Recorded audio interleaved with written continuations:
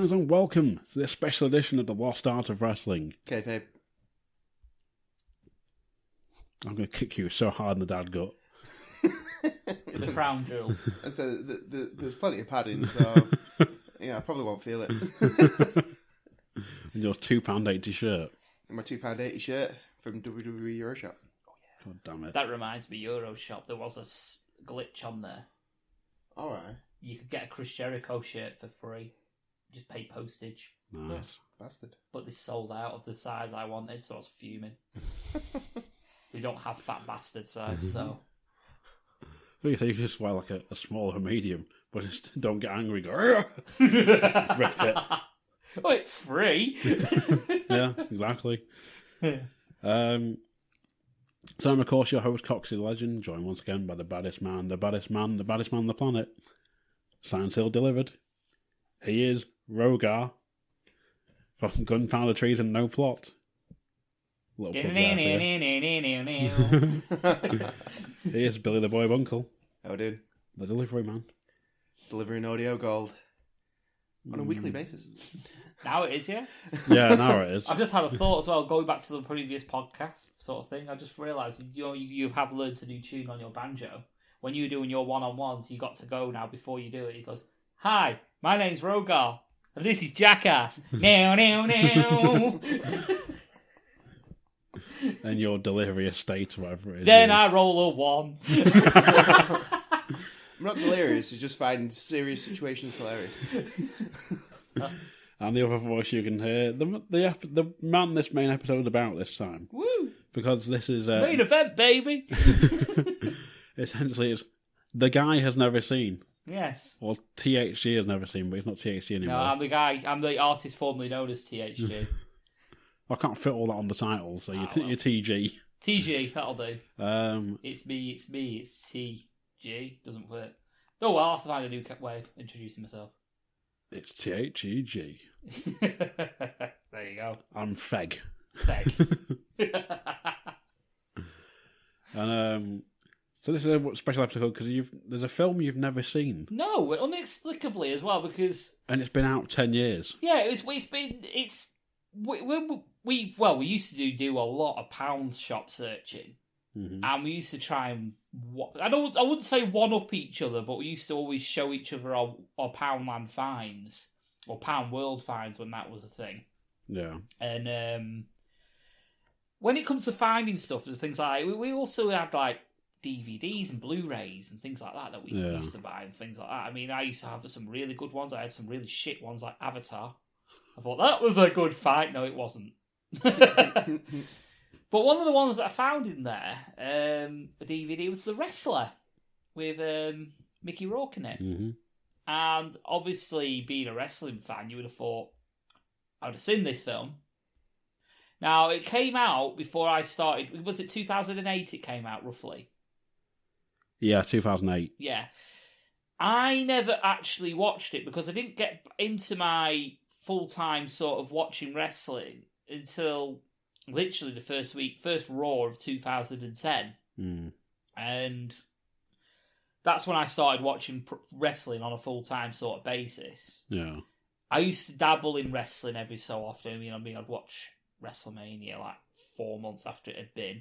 So I used to acquire it via means. Yeah. I think, I just fancy some wrestling. What's WrestleMania? I know what that is. And I'll watch it. And when I was at school, I used to occasionally watch, like, when Channel 4 used to have the Royal Rumble late at night. And I remember one time someone gave me a VHS and it had Survivor Series 2001, which is the end of the invasion angle. So I watched that and things like that. And I was like, I quite like this. And I used to watch WCW as well when it was on Channel 5. Yeah. That fucking awful shit show that it was. And yeah, I used to watch bits and bats, and I can say this came out before I sort of proper got into me wrestling and expanded my wrestling horizons. So I started with WWE. Then I thought, there's TNA there, so I'll give that a watch. And then I started watching a little bit of ROH and this, that, and the other. I was never around to watch this, so I kind of missed the boat on it. But then obviously I'm aware of it. Now, I bought this DVD 2 years ago. And you've still And never I watched still it. haven't watched it. In fact, it's still in the cellophane wrapper. Jesus. Fucking hell. And I've just never got round to watching it. So when Cox is like, have you seen the rest? And I'm like, no, his jaw pretty much hit the floor. Well, it's one of them films. It's like it's up there with like Beyond the Mat, which Bunker only saw 2-3 years ago, wasn't Which it? I still haven't seen. His jaw's hit the floor again. So I haven't seen Beyond the Mat. I haven't seen a lot of these infamous like documentaries, like the Ultimate Warrior one. Oh, the Self-Destruction of the Ultimate Warrior. Yeah, I've got that on DVD. Yeah, I watched it because of him, and I've got it as well. Yeah, so I've not watched that. I've not seen the Bret Hart one. I've seen the end of the Bret Hart one. Yeah, I've not seen that. And I'm aware of it. I've seen a few others that are on the network, like the Triple H one, and things like that, which was really good. And I've seen the Rise and Fall of ECW, which was fucking fantastic. Really good. Yeah. I've seen the Rise and Fall of WCW, which was not as good. I haven't seen that. You're not missing much. No. Let's start the company. Here's Nitro. Oh, right, business. Yeah, pretty much. That was it. Excellent. That was it, pretty much. We rose, we kicked WWE's arse for about 2 years, we died. Pretty much it. Yeah. So, yeah, other than that, like I say, I've not seen the wrestler. I've been always wanted to, and I've always just never got round to doing it.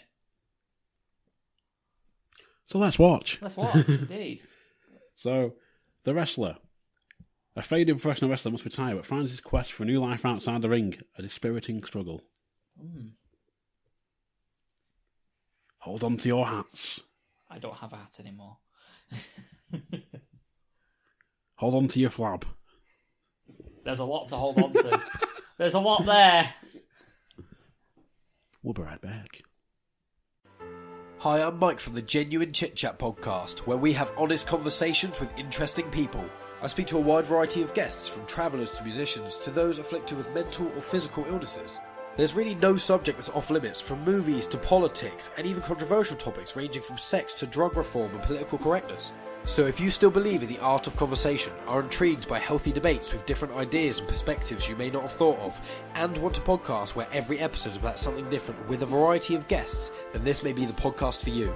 You can hear us on YouTube and all your favourite podcast apps, and follow us on Twitter, Instagram and Facebook. So if you want to hang out and listen to honest conversations with interesting people, then come to Genuine Chit Chat, where I'm your host, Mike Burton. So that was the wrestler. It was. What did you think? It was good. Really good. I really enjoyed it. I thought you listened to the past thing, I was go. Didn't like it. No, to be fair, like when you was talking about it before, you said it was like part sort of like sports documentary sort of thing. Drama, yeah. Sports drama, part full on like drama. Yeah. But it wasn't boring in any shape or form. It was all sort of like relevant. Like it's just like I say, it's a story of a broken down, past it wrestler who hasn't got it in his head that he's past it. Yeah. And he's having to realise the hard way that he is. Yeah, it's kind of watching somebody who was so, like at So the top of their revealed, game, yeah. so to speak. I was going to ask, does this feel like a refresher for you after it been like 2 years since you last watched it? Yeah, it is. It is pretty much exactly how I remember it being. I think it is. Like you say, it's a different take on wrestling. I mean, all we see is the glitz and the glamour, really. And like we see the, if you're a big wrestling fan, then obviously you might see the odd guy who's been there and done it. Now at a local indie show or whatever. But you don't realize so much what they have to, go through on sometimes so little. Yeah. You only see what's going on in that ring, and when they come out from the entrance, as soon as they go back into the entrance, up the entrance, that's it. Yeah, you suspend your disbelief while they do what they, what you basically are paying for them to do. But then you don't see everything that goes into that. You don't see the back, what happens backstage. You don't understand, how, especially outside of the big leagues, can go on. And it's not only that as well. It's someone that's obviously the story of the wrestler. It's someone that's been in the big league and has had had the marquee name. They've been the main event. They've had events revolve around them. They've had undercards with them on top. Sold out the Garden. Sold out the Garden. Yeah. As the film was trying to get the point across, like, he sold the Garden. Now he's wrestling in front of like 100 people at an indie show. This is it. It's like, and now it's how suddenly they've like had all the money. They've had everything. They've had the girls, the drugs, the party's lifestyle. All that lot, and it all comes crashing down when the like I say, the main promotion. They don't name the main promotion he was in. No, but you assume it was something like the WWE or WCW. You're led to believe it's the E. You're led to believe it's the E. And when they deem you past your best before date, you get tossed onto the scrap heap, and obviously not everyone's prepared for that. Especially when they spunked all the money away, like it is in this story where he's in a trailer to the point where he's living, event by event, to the point where he can't afford his rent at the beginning of the show. Pretty much, yeah, he's living in his van. Yeah, and it's like a crash to earth, and it's, like I say, it's a story of guys like that who've literally got a pot to piss in now, even though they were the household names, 2 decades ago. The story is essentially it's loosely based on Jake the Snake Roberts. Because if you watch Beyond the Mat, spoiler alert, he has a strained relationship with his daughter. Yeah. To the point where she's like, I want nothing to do with you. Which is exactly what happened in this story, where he did try and put some effort in, but obviously succumbed to his vices in the end when he got a knockback. Obviously went into like what would be like a relapse, wouldn't it, in a way? Basically. Which is, and then obviously let people down who was closest to him, and then they just basically turn like, fuck it, straw camel back. Yeah, it's one of them, isn't it? It's, at the beginning, it's almost like him coming to the realisation that he can't continue to wrestle and he can't continue to live that life anymore. So he tries to make steps to become a normal person and live a normal life. It's just, unfortunately, as you do with any vices, you always want to go back to it. You always, it's always there in the back of your mind. You look at, actual sportsmen. Even in you look at somebody like Undertaker. He can't leave it alone. It's, one more paycheck? Yeah, okay. Well, someone like the Undertaker, if they wanted to pack it in, they could. Easily. You can turn around, give the middle finger to Vince. I don't have to lift a finger for the rest of my life. I've got enough money aside. I don't have to move. Yeah. But as soon as the WWE come knocking, he goes because he's still got that fire. Yeah. That's what he wants to. Whether he's got the ability or not, it's not the question. It's whether he wants to do it. And this is exactly what's happened in this story on the wrestler. Yeah. Because obviously it's like watching Rocky VI, Rocky Balboa. It's a similar sort of story, because that's a story of a guy that's still got what he calls in it the beast inside him, where he still wants to go in the ring and he still wants to fight, but his body won't let him do that. Whereas, like I say, in Rocky Balboa, there's like a simulation where it goes like where Floyd Mayweather's. It's supposed to be like Floyd Mayweather in the film, and there's a simulation where Rocky would beat him. And he goes, "I'm not fucking having that. I'm calling Rocky out." You know what I mean? And he uses that excuse to get the beast, in air quotation marks, out. This is similar to this, except there's no sort of like calling out. It's sort of like he's fighting his demons all the way through. And he knows he shouldn't be doing it. But when his daughter fucks him off, the girl that he basically is in love with doesn't want to know. He thinks, fuck it, what else have I got? So he thought, fuck it, it's the one thing I want to do. It's the one thing people remember me fondly for. These people are always going to love me, so why the fuck wouldn't I, if I'm going to go out, why don't I go out like that? Rather than being on my own, which is what you kind of get at the end of the film. It's like, why, he's kind of happy he's going out that way, because he's not on his own, he's around people that love him. Well, that's it. It's at the end of the day. And he's doing something he loves. The people, that, as he puts it, the real world, they don't care about me. They don't care about Robin Ramskull or whatever he's called. But the crowd care about Randy the Ram. So I want to be cared about. I want to be that guy. I don't want to be this. I don't want to be basically an old man who's struggling to get by. Yeah. I'm going to go and be that guy who they have seen me as and who they idolise. Which is what sort of symbolised in the scene where they're at that mini convention where he's walking around. There's people with like in wheelchairs. There's one guy with a catheter bag in. Yeah. And this, that, and the other. They're all broken down. They're older than he is. Yeah. There's one bloke that can't stay awake. He's asleep.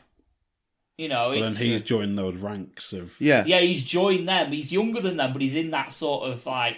Yeah, it's fraternity now. It's a realisation of where your career is. Yeah. And he wants to go out while he still falling. can do his shit. Yeah. So that's the sort of image I get, sort of the message I get. He wants to go out while he can still go, and people don't remember him as a broken down old man. Yeah. And just somebody that died in the ring and died doing what he enjoyed doing. Yeah. Yeah. Well, that's what we're assuming, because like Bunkle made out, there was no Wrestler 2. So... Yeah, you assume that he dies at the end of the movie. Spoiler alert. But yeah, it's... The whole premise of the ending, spoiler alert. Well, it's no, you've had 10 years to watch it. Exactly, no spoilers. If you've not watched it, it's your own fucking fault. If you're listening to this review and you're going, I haven't watched this film yet, stop it now and go and watch it. And then come back. Because pretty much at the end of the film, it's like... Where was I going with this? Fuck. he dies. He dies. Oh, no, yeah, that was it. When the screen goes black, I'm assuming that's when he has his heart attack. It's left open-ended for you, the viewer, to decide. So it's like, does he live or does he die based on your own choice? So you could sit there in a full cinema and you could be that one person who goes, oh yeah, I think he died there. Yeah. Or I think he lived there. But then everyone's going, yeah, he died. But the actual, when they filmed it, because they carried on filming the actual rest of the match, quotation fingers, folks. Yeah. He actually did the ram jam and got the pin and the free. Right. Got up and... Yeah. Yeah. But, of course, creative the fans changes. not knowing it was going to be cut off as he goes for it, as he leaps off, there's like, well, yeah, of course he's going to... Yeah. So basically, for the people in attendance, so to speak, then they got a happy ending. They got a happy ending, but then when you watch the film, it's left up to you. Do you want it to be a happy ending and assume that he got the pin, and then he went and found the girl, and he reconciled with his daughter, blah blah blah, a la say Jake the Snake, whatever. Yeah. Or do you assume that he died, and that's kind of left up to your imagination what you would assume happened in that situation, which is quite, that's... It's a clever way of doing it. A clever way of doing it. It's quite a unique way of doing it, because normally, Yeah. But it's just the way, because it's like when he says to his daughter, he's like, yeah, I deserve to be alone. Yeah. And I don't want you to hate me. And all this. And he's like, well, it's like he's getting ready to die. His daughter fucks him off because she's fucked him over. Well, he's fucked her over countless times. Yeah. Cassidy leaves him at ROH. Yeah. It's like, What's he had the opportunity but didn't take it. Yeah. And so he's gone out and he's wrestling because that's what he wants to do. And that's all that's left. So yeah. Cool. Yeah, I enjoyed it. Highly recommend it. Yeah, it was good. I wouldn't say it's an uplifting story, but it's good. Is it fucking uplifting story? It's a window into what it would be like to be an old grizzled vet. Yeah. It's the window for some that are the grizzled vet. Well, yeah. Vinnie Mac was furious when he found out it had been made, because he's like, that's not true to our talent. None of our talent come out that way, and everyone's like, Jake the Snake, you're not saying anything, allegedly. And other wrestlers. So then he actually had a private screening with the director, and he's like, yeah, it was a really well-made film and stuff. He's like, aspects of the wrestling, he's like, they weren't true to form, but he's like, the story was good, and it wasn't, you didn't mention WWE in it or anything. Yeah. None of our guys have ever portrayed that style, that lifestyle or anything like that. And all that sort of thing. But he's like, yeah, he actually enjoyed it in the end. Yeah. So, like, I think basically for Vince, as long as it doesn't tarnish WWE and touch upon what he considers to be his company and his style that he wants to put across, I think once he realised that, he was okay with it. As long as it's not tarnishing the WWE. And once he realised it was all based on, an after that or, an indie style, lifestyle, so to speak, then, you know. I don't think. I think if you replace the company's names, it would not take away from the story anyway. No, I mean, it's not. It was only added to give it a sense of real world relatability. Yeah, reality. Because it's going to be realism. wrestling fans that mostly will flock to this, so they're going to recognise that. Oh yeah. yeah. Back in the day, 2008, when this came out, you went to the cinema, you probably recognised everyone in those locker rooms if you was a big wrestling fan. Yeah. We had to have been play a tape trader at the time or something. Well, yeah, but you know, before the advent of on demand. yeah. Like, but I remember I heard about it and I was proper petitioning because I worked at the Odeon at the time. I was like, please can we get the wrestler in? Who's the distributor? I don't know, but I really want to see it, so can we get it in? And they're like, we'll ask the booker, but it's probably not going to happen because it's like if it's an indie film, like it's not going to get released. You might get on director's chair, but it won't come out.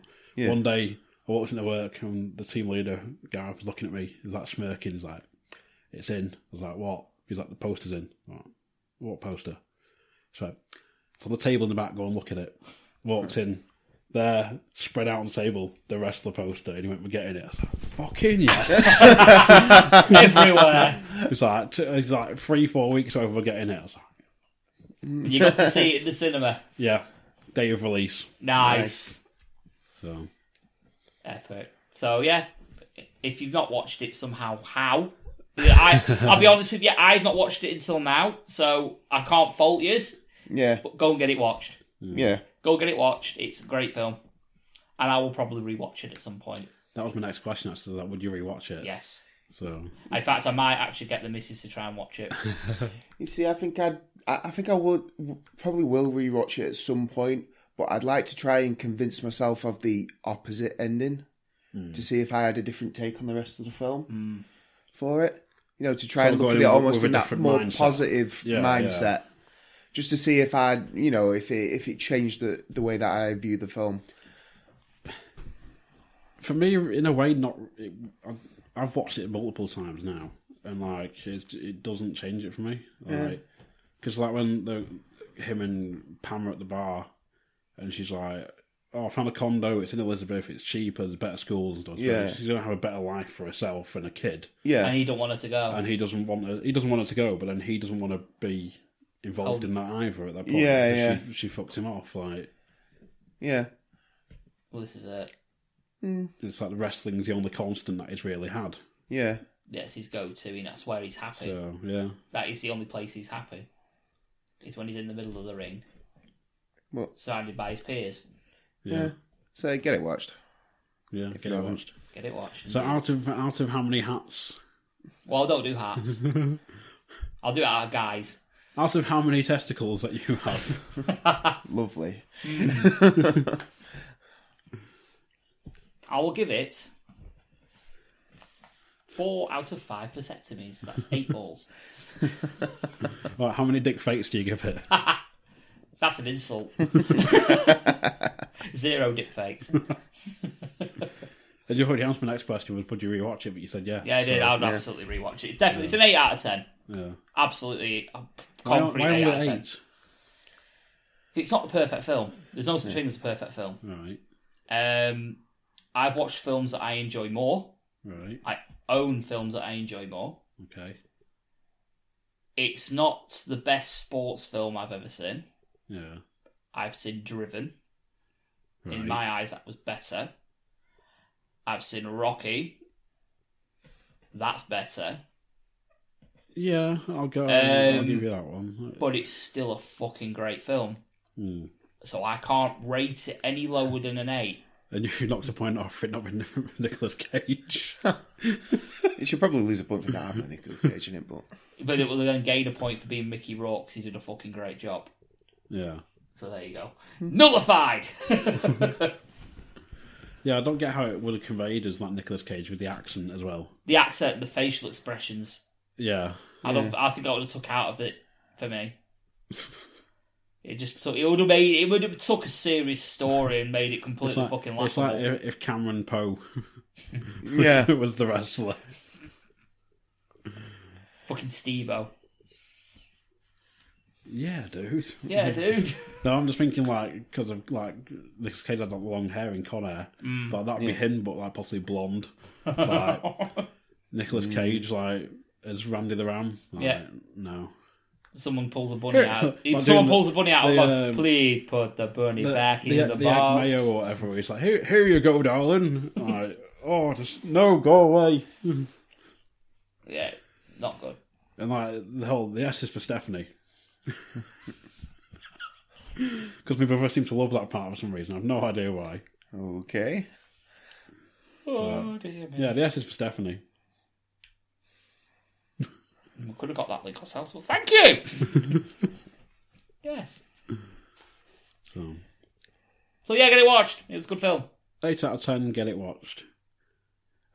Join us next time for The Wrestler 2, Cassidy's Revenge. When Cassidy joins the women's revolution. Yeah. Straight to tape deck.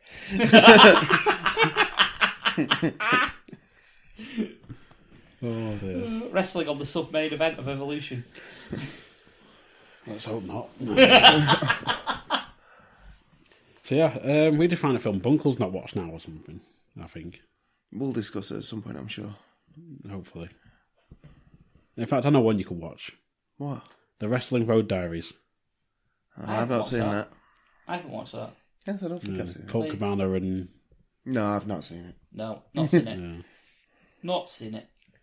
The first one's like Colt, Brian Danielson. Oh, yeah. And Sal or something before he hit the big time. It's leading up to his... Oh, wait, maybe I have seen that. I think I have seen that. Yeah, I think I watched it once. Yeah. So we're talking sports sort of things. Hey? Maybe not necessarily wrestling. Yeah, possibly. Well, you've still not seen the Beyond the Mat yet. I've not seen Beyond the Mat. Now, obviously, if we're talking sports, because it's getting geeked, isn't it? It's not necessarily the lost art of wrestling. I'm assuming. We never made that clear. We didn't, because I was going to put it on as like a Lost Art Presents. Ah, right. So it could be Lost Art Presents anything. Okay. Probably. Yes. So yeah, if that's the case, then have any of you two seen Senna? No. No. Well, you're not into your motorsports, really, No. are you?